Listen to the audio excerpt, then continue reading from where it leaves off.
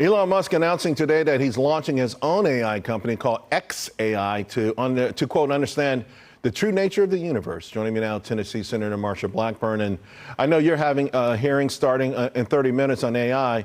And this will probably just be another layer to all of that. What are you trying to achieve with this, Senator?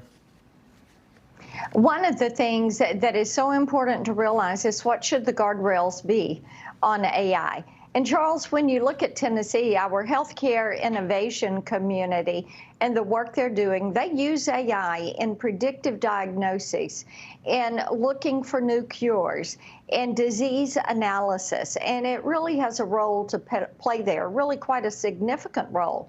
When it comes to our entertainers, we're very concerned about what they're doing with generative AI and using entertainers' content, whether they're singers, songwriters, performers, authors, publishers, using that to train AI, but they're not compensating these artists. And when you look at generative AI, what happens if you have ByteDance move forward with their content site of generative AI, where they are mimicking these artists? They're taking their likeness, their sounds, their words, and putting all of this out, and the artists get no money. Yeah, no, there's no doubt there's a whole bunch of reasons to be worried about this, and we've already seen the lawsuits coming in.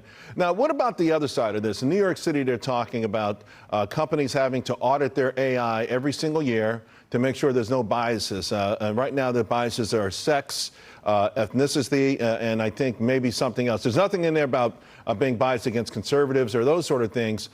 And I worry because they're going to level fines. And if I'm a large corporation in New York City, I say, I don't care, right? UPS, every time you walk around New York City, all you see are UPS cars, trucks with a bunch of parking tickets on it. It's the cost of doing business. I'm worried about small businesses having to sort of, to comply with any AI regulations or too many AI regulations. Well, and look at what is happening there. Just like with social media and the internet, when the federal government does not move forward with putting those guardrails in place, then the states step up and they do the guardrails, and the internet does not know where the state line begins and ends. And therefore, you have compliance issues. This is why we need to pass a federal consumer privacy bill. We need to establish the protocols for IP protections, investigations, and penalties when it comes to AI. And then we need to look at compensation models for innovators who are having their work, their intellectual property scooped and used by AI. Senator, let's jump to ASG because Republicans have done an amazing job in D.C. Curbing some of this ESG, which was a tidal wave. And there's some hearings today. But I read a great piece, well, an interesting piece, let's say this, by our friend Douglas Holt-Aiken. And he actually takes Republicans to task. Let me just read one line. What is surprising is that conservatives no longer view their role as protecting the private sector from undue government interference and allowing private firms to pursue whatever goals they may have. Is this going too far? Have the Republicans gone too far in their push against ESG?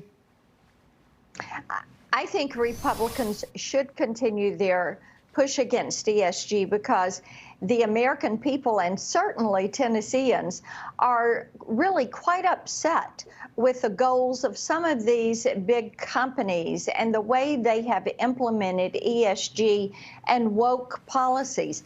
And they're bothered when they hear BlackRock and Vanguard and look at some of the steps they have taken for ESG and going toward a policy goal rather than looking out for shareholders and investors and making certain that they are giving an appropriate return for people who are the shareholders in these different companies.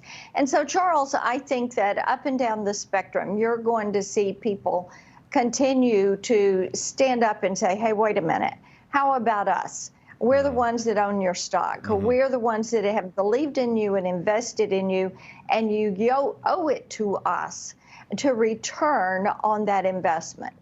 Senator Blackburn, thank you very, very much, as always. Appreciate it. You got it. All right.